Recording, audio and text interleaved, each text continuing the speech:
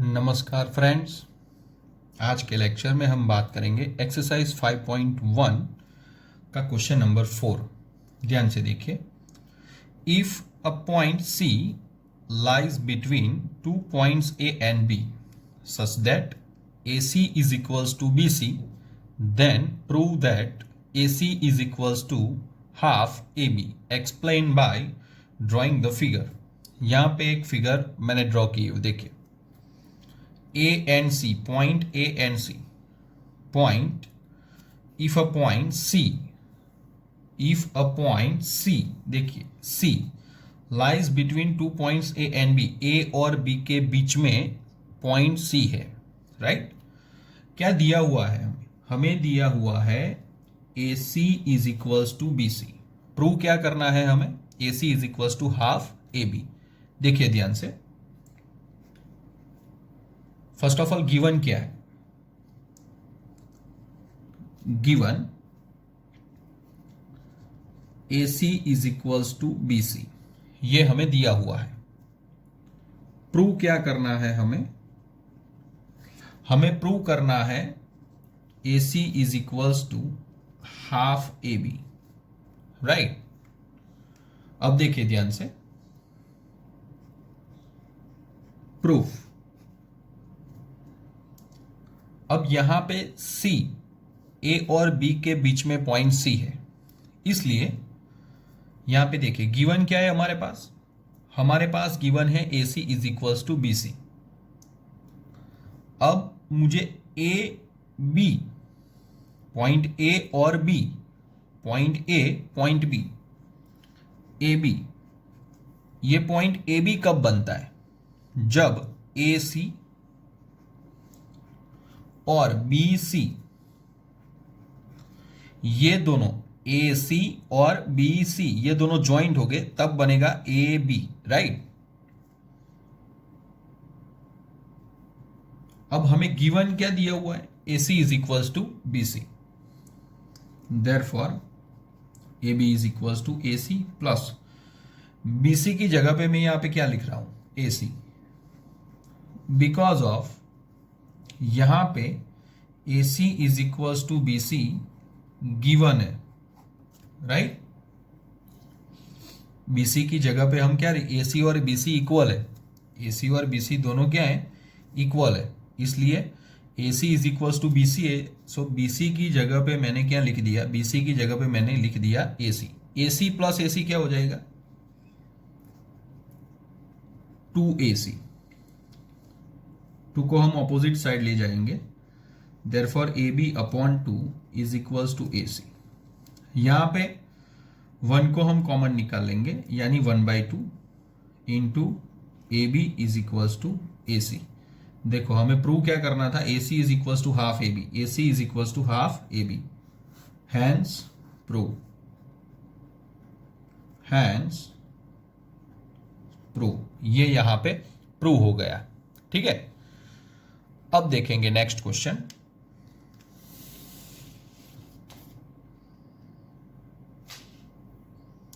Question number 5। इन question 4 अभी अभी हमने पढ़ा, point C is called mid point of the line segment AB। Prove every line segment has one and only one mid point.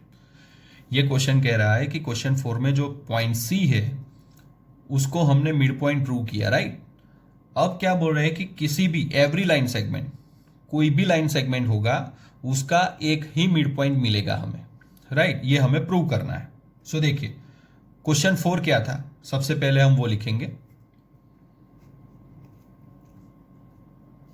Question 4 में हमने prove किया AC is equals to half AB। अभी अभी हमने प्रूव किया AC is equals to half AB। Equation number 1।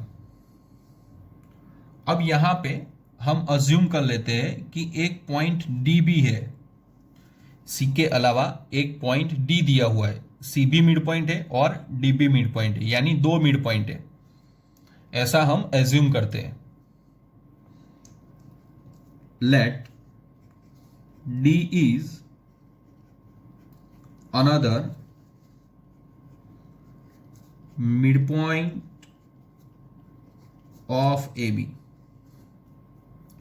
सी के अलावा D भी एक मिड पॉइंट है ए बी का। Therefore A D is equals to half A B. Equation number 2,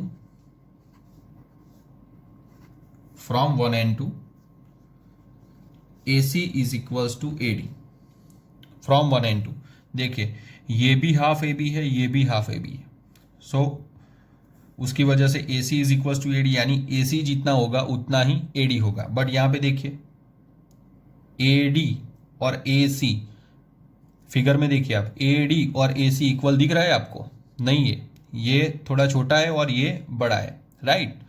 सो ये दोनों एक ही जगह पे आने चाहिए। D और C एक ही जगह पे होंगे तो ही AC is equals to AD होगा, यानी जो पॉइंट C है वही D होगा और जो D है वही C होगा, यानी बीच में एक ही पॉइंट आना चाहिए। दो पॉइंट पॉसिबल नहीं है। इसलिए it means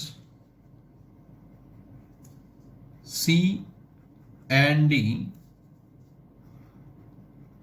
coincide, right? C and D coincide. So C और D एक ही जगह पे होने चाहिए।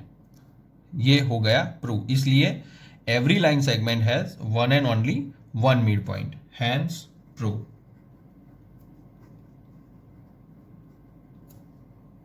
राइट। अब देखेंगे next question. Question number 6।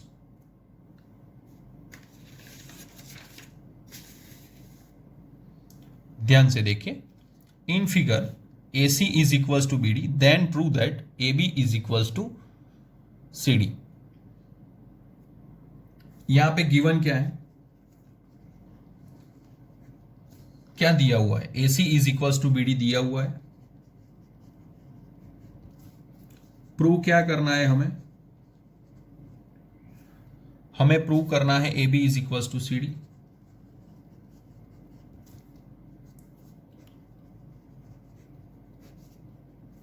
Proof देखिए, फिगर देखिए ध्यान से। AC is equals to BD। AC is equals to BD। AC और BD इक्वल है, so AB is equals to CD होना चाहिए। AB is equals to CD, ये हमें प्रूव करना है। इक्वल क्या है? AC is equals to BD। अब देखिए ध्यान से, AC कब बनता है? AC तभी बनेगा जब AB और BC दोनों ऐड होंगे, यानी AB plus BC। Equation number 1। BD कब बनेगा? BD तभी बनेगा जब BC और CD ऐड होंगे। Equation number 2। अब देखिए गिवन क्या है, यहां पे AC is equals to BD is given, ये हमें दिया हुआ है। अब यहां पे ध्यान से देखिए, AC और BD दोनों इक्वल है, right. So AC and BD equal है। AC की जगह पे हम क्या सब्सटीट्यूट करेंगे? AB plus BC। यहां पे AC की जगह पे AB प्लस BC, देखिए AB प्लस BC, AC की जगह पे हमने सब्सटीट्यूट किया AB प्लस BC। BD की जगह पे हम सब्सटीट्यूट करेंगे BC plus CD, right. From equation 1 and 2। Equation 1 and 2 से हमने AC is equals to AB plus BC substitute किया, BD is equals to BC plus CD substitute किया। ये BC लेफ्ट हैंड साइड चला जाएगा, AB plus BC minus BC is equals to CD। BC cut, therefore AB is equals to CD। BC में से BC चला जाएगा, BC में से BC सबट्रैक्ट होगा तो 0 आएगा, right. Therefore AB is equals to CD, hence proof।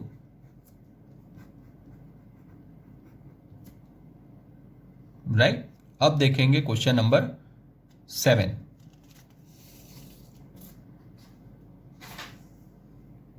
Question number 7 देखिए, why is axiom 5 in the list of Euclid's axioms consider a universal truth. यहां पे ध्यान से देखिए, एक्सियोम 5 की बात है, एक्सियोम 5 की बात है, पॉस्टुलेट 5 नहीं, पॉस्टुलेट 5 नहीं बोला है हमें, हमें क्या बोला है, एक्सियोम 5। एक्सियोम 5 फिर से मैं दोहराता हूं, एक्सियोम 5 के बारे में बात करनी है, नॉट अ पॉस्टुलेट 5, ठीक है। Axiom 5 it's a universal truth है, उसको हम देखिए, वो यूनिवर्सल ट्रूथ क्यों है वो हमें यहां पे बताना है। देखिए, एक्सियोम 5 के बारे में बात करनी है, नॉट अ पॉस्टुलेट 5, ठीक है। एक्सियोम 5 क्या थी, whole is always greater than its part, ये हमारी एक्सियोम 5 थी। ये ट्रू है, क्यों ट्रू है, because part is include in the whole and never greater than whole. देखिए, मैं आपको एक्सप्लेन करता हूं। सपोज ये लाइन सेगमेंट है, right, point A point B, ये पूरा ये पूरा जो लाइन सेगमेंट है उसकी लेंथ है सपोज 10 सेंटीमीटर, पूरे लाइन सेगमेंट की लेंथ कितनी है, 10 सेंटीमीटर। अब इसके मैं पार्ट कर देता हूं, सपोज ये पार्ट हो गया ए एम और ये पार्ट हो गया एम से लेके बी तक, और ये पार्ट हुआ सपोज 7 सेंटीमीटर और ये हुआ सपोज 3 सेंटीमीटर। तो देखिए, जो इसका ए बी का जो होल, ये होल है, राइट, पूरा इसका पार्ट एक हुआ 7 और एक हुआ 3, यानी जो 7 है वो होल से छोटा है और जो होल है वो इससे पार्ट से बड़ा है, राइट। सो यहां पे देखिए क्या था, part is include in the whole and never greater than whole. ये जो पार्ट है वो कभी जो होल है उससे बड़ा नहीं हो सकता। ये जो 7 है वो 10 से बड़े नहीं हो सकते, ये जो 3 है वो 10 से बड़े नहीं हो सकते, ठीक है। सो ये था यूनिवर्सल ट्रूथ, एक्सियोम 5। अब देखेंगे एक्सरसाइज 5.2।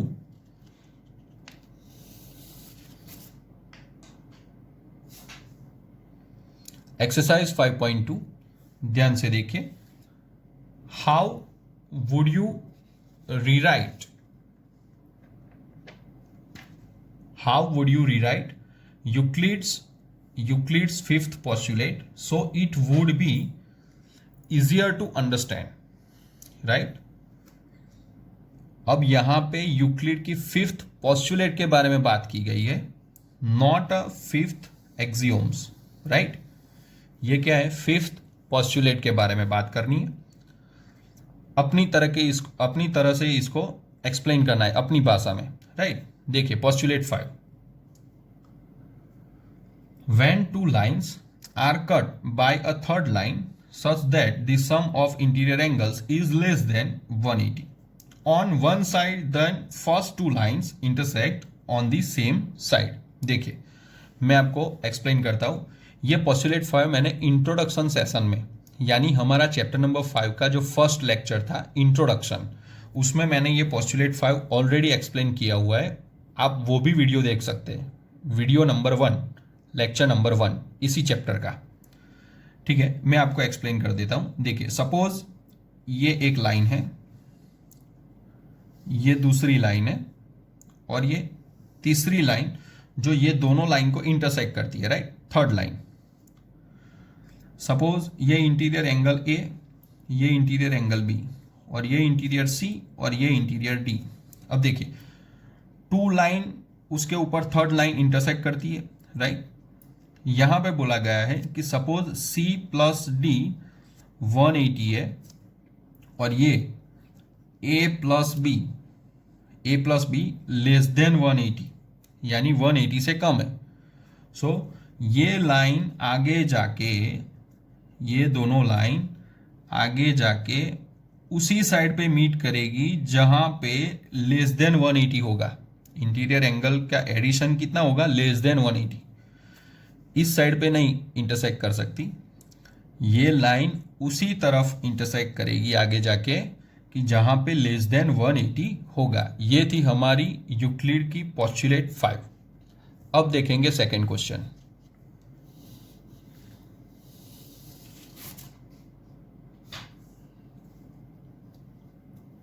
अब देखिए second question. Does Euclid's fifth postulate imply the existence of parallel lines? Explain. देखिए, अब अभी अभी हमने जो पढ़ा वो मैं फिर से आपको एक्सप्लेन करता हूं कि नंबर 5 देखो, ऐसी कुछ फिगर बन रही थी।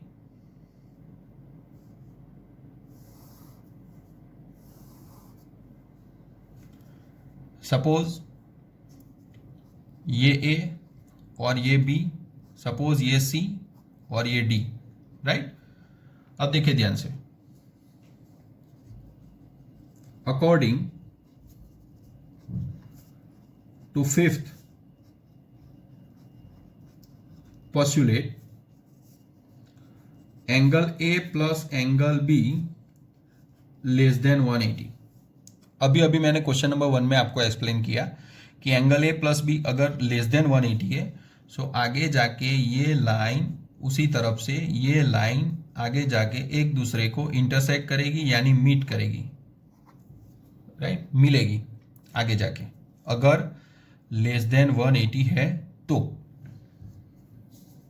सो then a plus b less than 180, then the lines meet an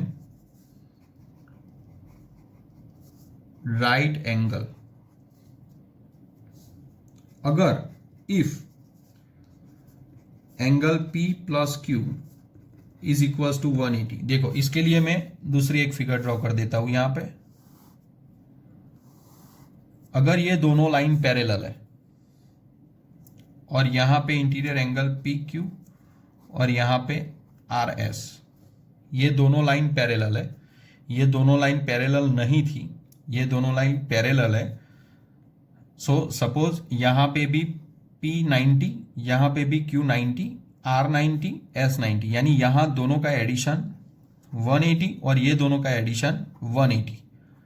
R plus S का एडिशन 180 और P प्लस Q का एडिशन 180 होगा, तो क्या होगा?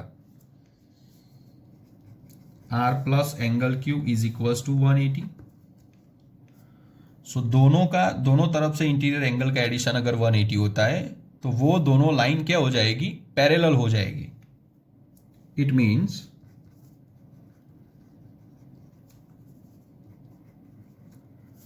these lines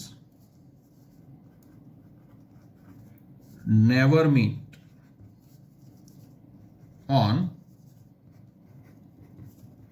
left side nor meet on right side. Therefore the lines are parallel.